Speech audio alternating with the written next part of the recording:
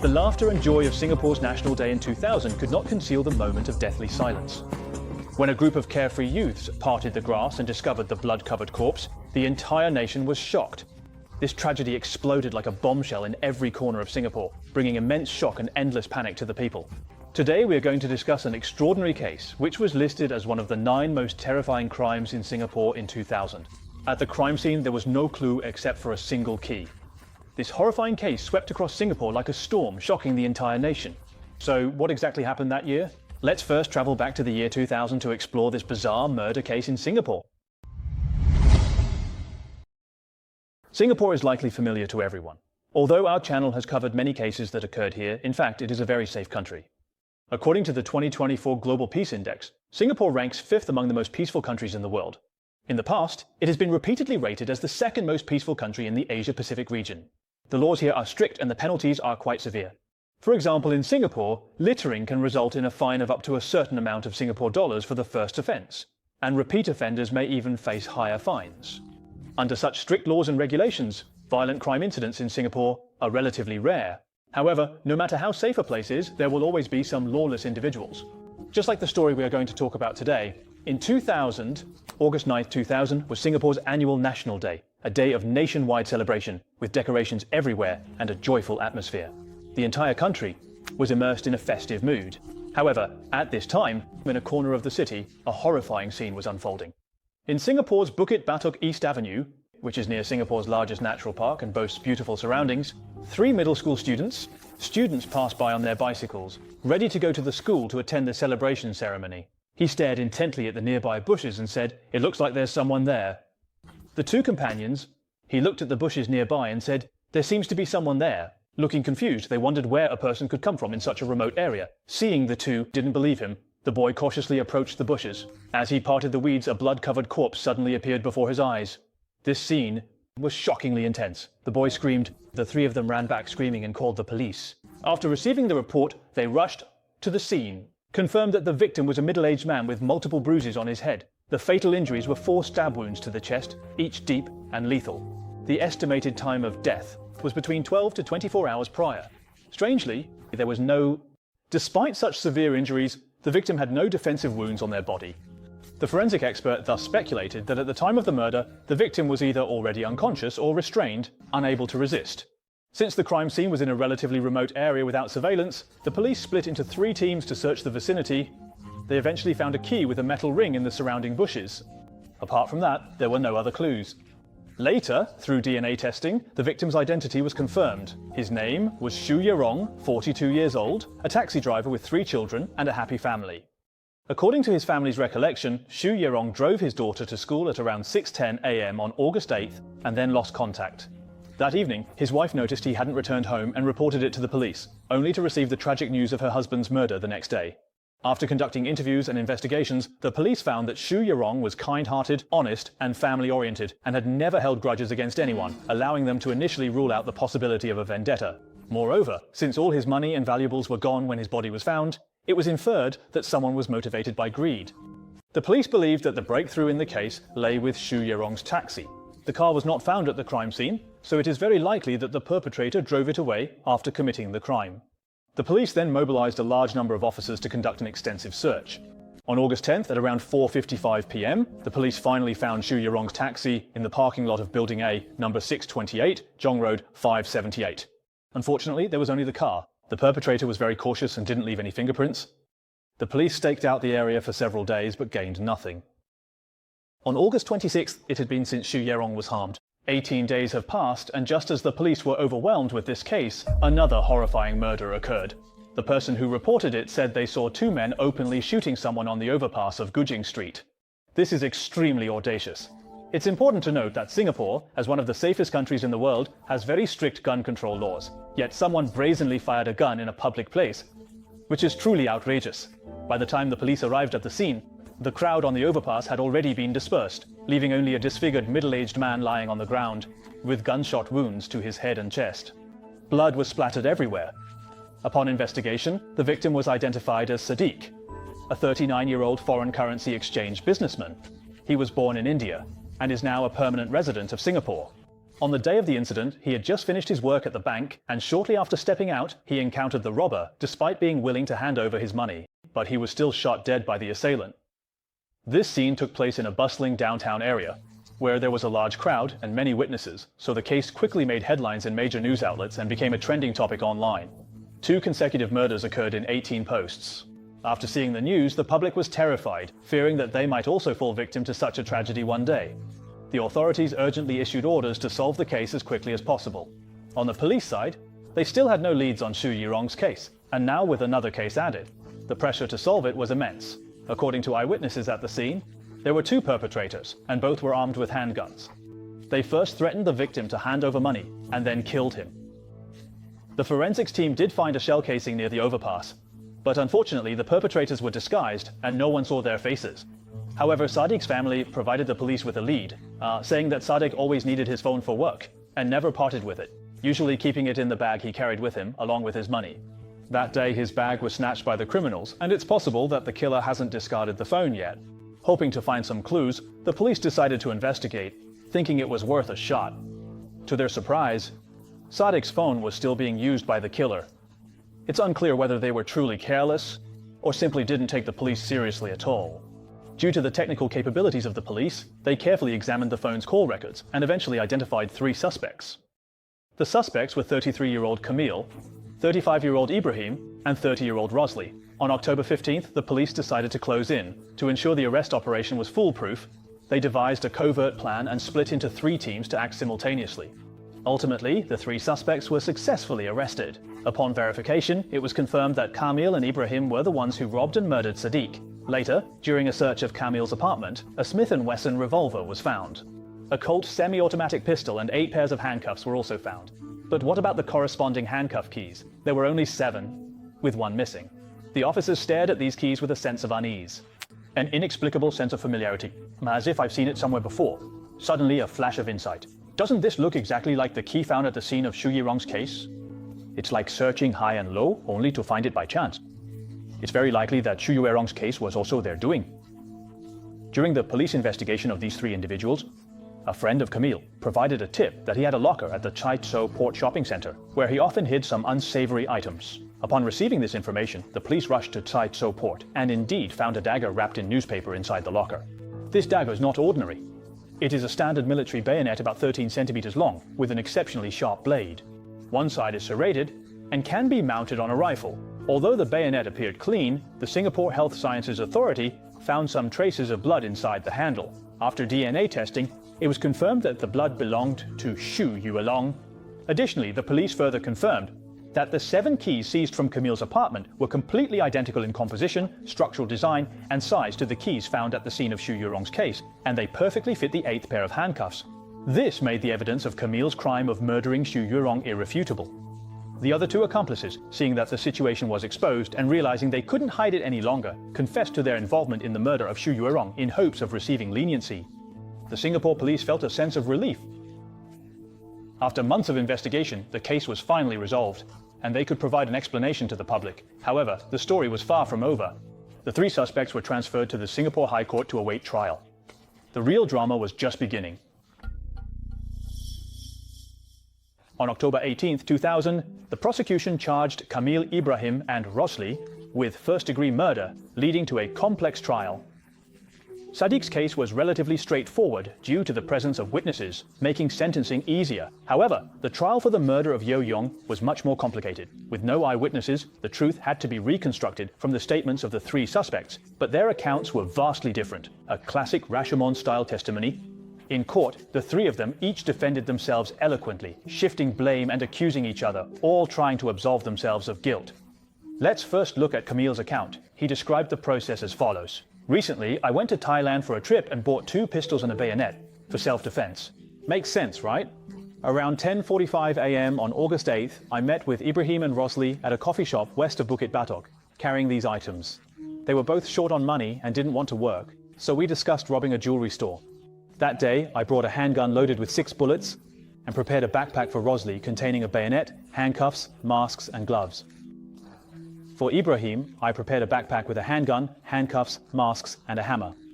Before taking action, Rosli thought it would be wise to prepare a getaway car in advance, as calling a taxi after the robbery would be risky. This made sense, so we planned to steal a car. However, after an hour of effort, we failed to steal one and even encountered a patrol officer. At this point, Rosalie came up with a good idea. Why not just stop a taxi, control the driver, and release him after robbing the jewelry store? While I was still hesitating about this suggestion, they had already stopped a taxi, and the driver was Shu Yirong. At that time, Ibrahim was sitting in the front passenger seat and Rosalie and I were in the back. I planned to go directly to Ulan as there are many jewelry stores and banks there that are easy targets, but the two of them thought we should control the driver first. There is a secluded spot over by Chestnut Avenue that's suitable for hiding someone, so we went there. Once we arrived, they threatened the driver to get out of the car. The driver was so scared that he kept saying, "I'll give you money. I'll give you money." To intimidate him, I also took out a handgun from my waist pouch and waved it around. This move was very effective. He promptly got out of the car and tried to run away. Rosalie quickly grabbed him and handcuffed him. Then he dragged him towards the bushes. A minute or two later, Rosalie emerged from the bushes holding a blood-stained bayonet and handcuffs. He said he stabbed the driver 3 or 4 times, which was completely unplanned. So our original intention was just to steal the car. We never intended to take a life, but since things had come to this, there was nothing we could do but leave the scene. Next, Ibrahim drove us to Ulan, and in the car, we split the more than 500 new yuan from the driver's wallet. Ulan has many gold shops, but because of what had just happened, we were too unsettled to act rashly. Thinking about it, we decided to disguise ourselves a bit, like buying new shirts and getting a haircut. While they were getting their haircut, I wandered around the nearby gold shops and noticed that there were surveillance cameras everywhere, so this completely dispelled any thoughts of robbery. We wandered around Ulan for a while, but ended up doing nothing and just returned to 578 degrees. Ibrahim was responsible for handling the car and the fingerprints on it. Rosalie and I waited for him at the subway station. After he returned, we watched a movie together and then went our separate ways. Around 5 in the afternoon, I went home and took a shower. I intended to throw away the worn jeans and the bayonet, but the bayonet was quite expensive and it would be a pity to discard it. I cleaned it, applied anti-rust oil, wrapped it in newspaper, and stored it in the cabinet, along with another bayonet I had bought a long time ago. Later, the more I thought about it, the more uneasy I felt. If one day the incident gets exposed and the police come knocking, this knife would be evidence. Besides, it had injured someone, and keeping it wouldn't be auspicious. So, after thinking it over, I decided to throw it away. Let me emphasize once again, I never intended to harm the driver. It was Rosalie who took it upon himself to kill him. I regret what happened that day, but Shu Yezhong's death really has nothing to do with me. The above is the account of the incident as narrated by Camille. Interestingly, when he was dealing with the bayonet, because the two stabs were, it's too similar. He couldn't tell them apart for a moment and ended up throwing it in the wrong place. Perhaps this is fate. In Camille's narrative, he portrays himself as a sidekick providing weapons, while the real decisions are made by the other two people. But is that really the case? Easy. Ibrahim and Rosalie also recounted the events of the day of the incident. The overall process was similar to Camille's description, but there were discrepancies in some key details. The most important point is that they both firmly insisted that in this operation, Camille was the real mastermind. Ibrahim said that initially it was Camille who proactively approached Rosalie, showed him 2 guns, and proposed the robbery plan. At first, Rosalie was hesitant, but after several meetings, he wavered. Not only did he join the robbery plan, but he also asked me to help because I am good at driving. In early July 2000, the 3 of us met to formally plan the robbery operation. In fact, Camille's initial target wasn't the jewelry store. He had big ambitions and wanted to rob the cash couriers transporting money. On August 8th, we waited for a long time in front of the ATM, but later saw the police and had to abandon the direct money robbery. As for the subsequent carjacking and killing of the driver, I was not involved. I was just a driver, really. Rosalie said that all the actions were led by Camille, and it was he who first suggested hijacking the car and getting rid of the driver. On the road, he directed the vehicle towards Chestnut Avenue, which he was familiar with. When they reached the destination, he pulled out a handgun and ordered the driver to get out of the car. The driver, upon seeing the gun, tried to run away. Camille, seeing this, handed me a pair of handcuffs and told me to stop him. At first, I just wanted to take the person into the bushes to hide. The driver kept pleading with me, saying he had a family and children, and I didn't want to hurt him either. But Camille, holding the gun, forced me to act quickly, so I had no choice but to comply. Toward the driver's left chest, I stabbed 4 or 5 times, then took the handcuffs and wallet. When I returned to the car, I was trembling with fear, but Camille coldly said that it was the fate he deserved. I swear, from beginning to end, I never intended to harm the driver. Everything was forced by Camille. Please, Judge, give me a chance. I am willing to repent for my mistakes. In Ross's confession, we heard a completely different story. He portrayed himself as a pitiful person coerced into committing a crime. Camille, on the other hand, became the ruthless demon, the instigator of all the crimes. The three individuals each fabricated stories, shifting blame onto each other and exaggeratedly distorted the facts. The judge, through their chaotic narratives, unraveled the threads to confirm several key criminal facts. First, Camille was the planner and the one who provided the weapons. Second, Ross was the direct perpetrator who killed Shu Yurong.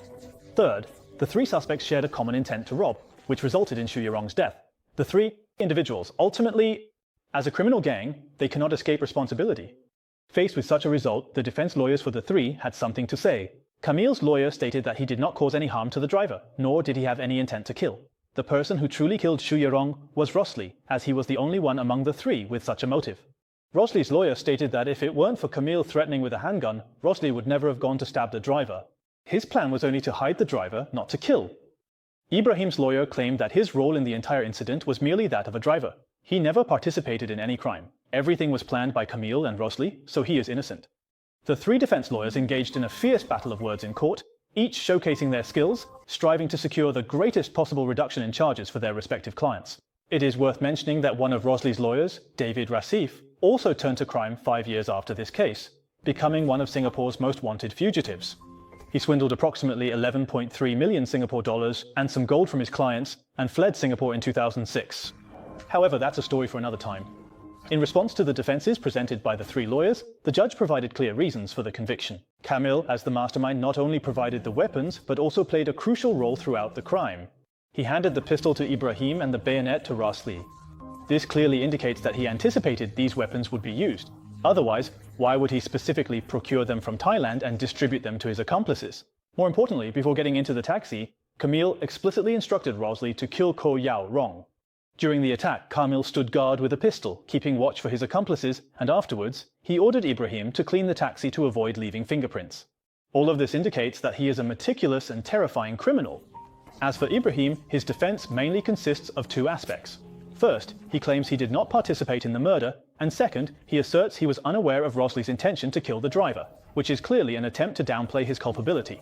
Throughout the entire incident, he was in the car, waiting to assist the two accomplices, which means he tacitly approved of the criminal act and was involved from start to finish. His claim of not knowing Rosley intended to kill the driver is also untenable. During the process of the driver getting out of the car, Rosley took out a dagger, and Camille even drew a gun.